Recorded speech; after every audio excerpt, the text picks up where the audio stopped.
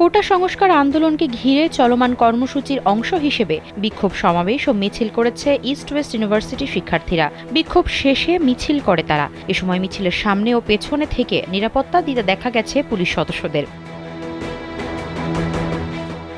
শুক্রবার বেলা ১১টার আগে থেকে ইস্ট ওয়েস্ট ইউনিভার্সিটির সামনে জড়ো হতে থাকে শিক্ষার্থীরা। এরপর হয় সংক্ষিপ্ত সমাবেশ। বৃষ্টির মধ্যেই তারা বিশ্ববিদ্যালয়ের প্রধান ফটকের সামনে জড়ো হয়ে সমাবেশ করে। সংক্ষিপ্ত সমাবেশের বক্তব্যে ছাত্ররা ৯ দফা দাবিতে আন্দোলন চালিয়ে যাওয়ার ঘোষণা দেন। সমাবেশে এক শিক্ষার্থী বলেন, প্রশাসনের বর্বরতা অতীতের সকল আন্দোলন ছাড়িয়ে গেছে, এর বিচার করতে হবে।